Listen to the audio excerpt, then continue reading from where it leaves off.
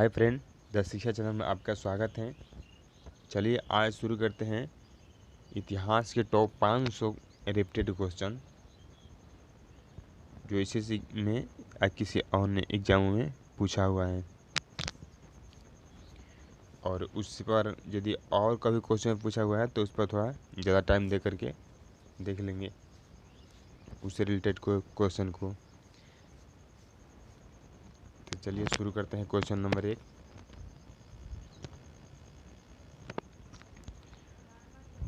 इतिहास के आरंभिक काल को निम्नलिखित में से क्या कहा जाता है? इसका आंसर होगा ए, पूरा पाषाण काल कहा जाता है। इन पर और एक बार क्वेश्चन पूछा है कि किस युग में पत्थर के औजार मिले थे, तो इसका आंसर होगा ए, पूरा पाषाण काल। चलिए आगे देखते हैं question number 2। Question number 2, Bhimbetka गुफा किस राज्य में स्थित है? तो इसका आंसर होगा डी, ये मध्य प्रदेश भोपाल से 45 किलोमीटर दक्षिण में स्थित है। यह प्रागैतिहासिक काल का प्रहरी होने के साथ ये भारतीय स्थापत्य कला का अनुपम खजाना भी है। चलिए देखते हैं क्वेश्चन नंबर 3। चलिए फिर वही क्वेश्चन डाल दिया है। किस काल युग में पत्थर के औजार सबसे पहले पाए गए थे? इसका आंसर होगा बी, पूरा पाषाण काल में। चलिए आगे देखते हैं क्वेश्चन नंबर 4। क्वेश्चन नंबर 4, उस राज्य का नाम बताइए जिसने पहली बार युद्ध में हाथियों का इस्तेमाल किया था। तो इसका आंसर होगा बी, मगध। चलिए क्वेश्चन नंबर 5 देखते हैं। चोल अभिलेखों में उल्लिखित भूमि की विभिन्न कोटियों के अनुसार डैश को जैन संस्थानों को दी गई भूमि को क्या कहा जाता है? तो इसका आंसर होगा डी, पलिचंदम कहा जाता था। चलिए आगे देखते हैं क्वेश्चन नंबर 6। चलिए आगे क्वेश्चन नंबर 6, चोल वंश भारत के किस भाग में अधिकतर शासन करते थे? तो वो दक्षिण भारत और उसके आसपास के क्षेत्रों में शासन करते थे और 9वीं शताब्दी से 13वीं शताब्दी के बीच एक अत्यंत शक्तिशाली हिंदू साम्राज्य का निर्माण भी किए थे। तो इसका आंसर होगा डी। चलिए आगे देखते हैं क्वेश्चन नंबर 7।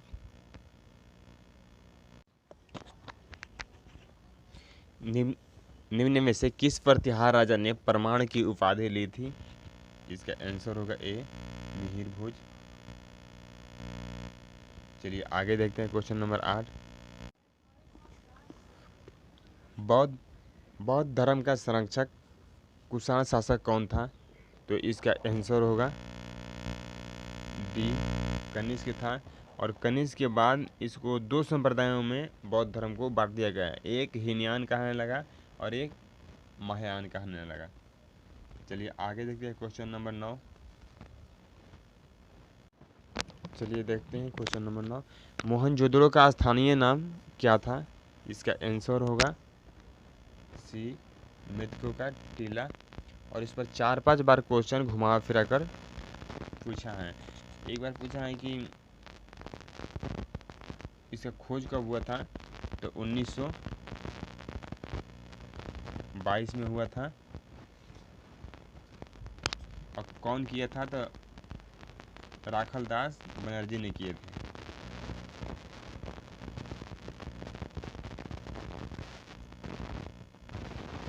राखल दास बनर्जी।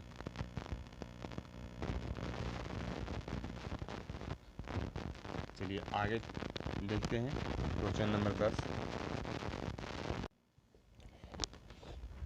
निम्नलिखित में से किसकी जानकारी अशोक के शिलालेखों से मिलती है?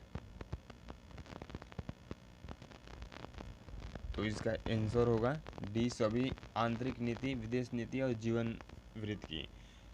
इस पर बहुत सारा क्वेश्चन पूछा गया है। इनके अभिलेखों को 3 भाग में बांटा गया है, एक शिलालेख और एक स्तंभ लेख और एक गुहा लेख। और इसके सारे अभिलेख जो थे ब्राह्मी लिपि में लिखे गए थे। ये भी क्वेश्चन पूछा गया है, केवल 2 अभिलेख को छुड़ा करके, शहबाजगढ़ी और मानसेहरा, ये 2 खरोष्ठी में थी, बाकी सब ब्राह्मी में लिखी गई थी। तो याद कर लीजिएगा। चलिए देखते हैं क्वेश्चन नंबर 11।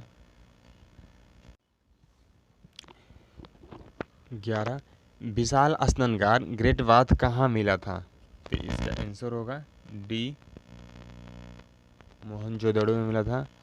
चलिए आगे देखते हैं क्वेश्चन नंबर 12।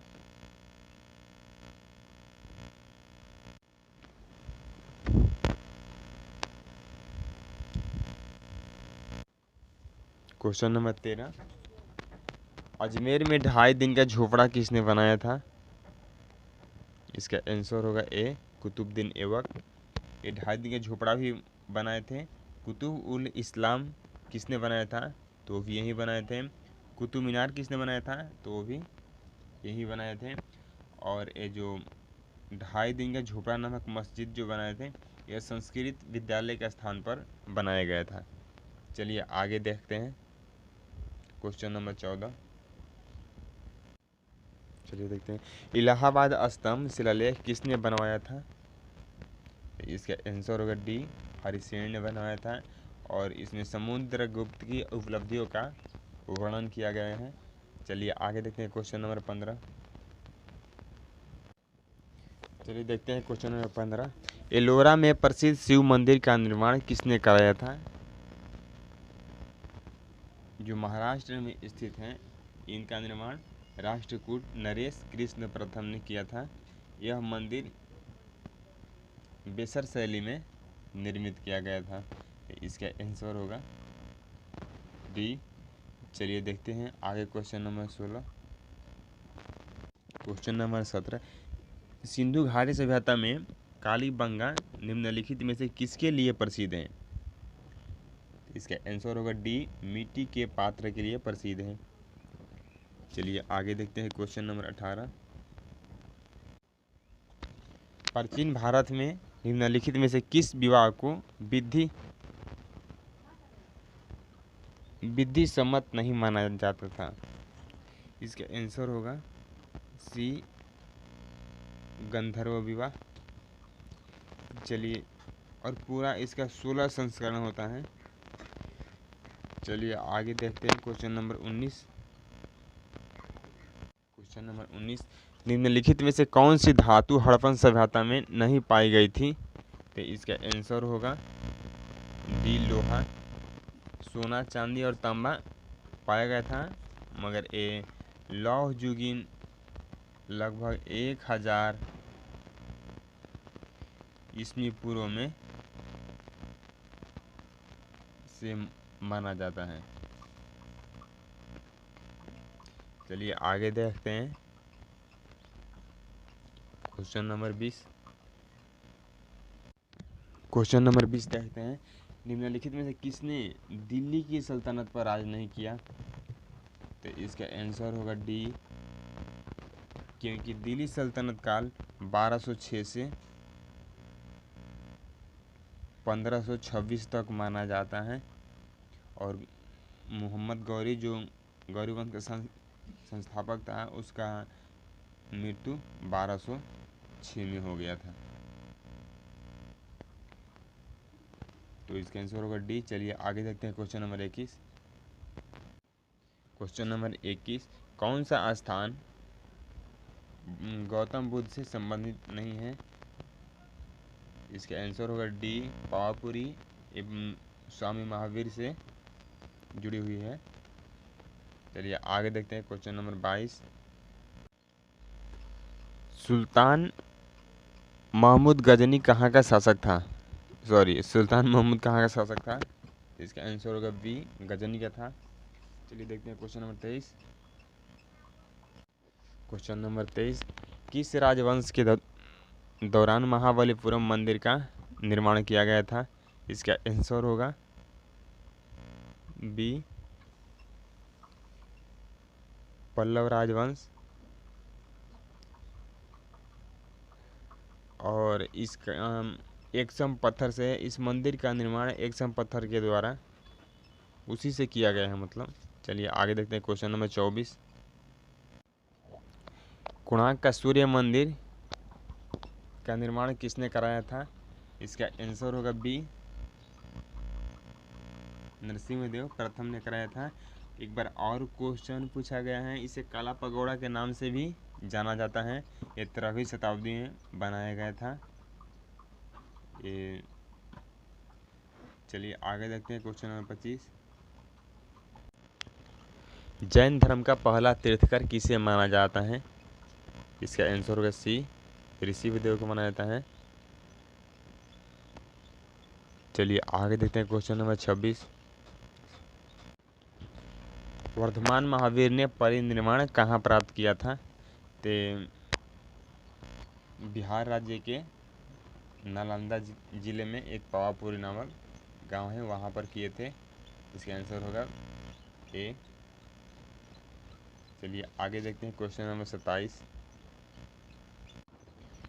चलिए क्वेश्चन नंबर 27 देखते हैं। दिद्धा नाम की रानी ने भारत के किस भाग पर 980 से 1003 ईस्वी तक शासन किया था? तो इसका आंसर होगा बी, कश्मीर पर। दिद्धा लोहार वंश से जुड़ी हुई थी।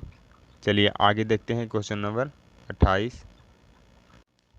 बौद्ध धर्म का संरक्षक कुषाण शासक कौन था? तो इसका आंसर होगा डी, एक कनिष्क था। चलिए आगे देखते हैं क्वेश्चन नंबर 29। मनियारों का राजकुमार किसे कहा जाता है? इसका आंसर होगा बी, मोहम्मद बिन तुगलक को मनियारों का राजकुमार कहा जाता है। चलिए देखते हैं क्वेश्चन नंबर 30। चलिए क्वेश्चन नंबर 30। राज्याभिषेक समारोह का विवरण निम्नलिखित में से किसने किया था? इसका आंसर होगा सी, ऐत्रेय ब्राह्मण। चलिए लास्ट क्वेश्चन था। उम्मीद है कि आपको अच्छा लगा होगा, और लगा है तो लाइक शेयर एंड सब्सक्राइब कर देना। ऐसे ही वीडियो लेकर के आते रहेंगे। यदि टॉप 5 ज्योग्राफी बायोलॉजी नहीं देखें तो भी देख लीजिए। चलिए मिलते हैं अगले वीडियो में।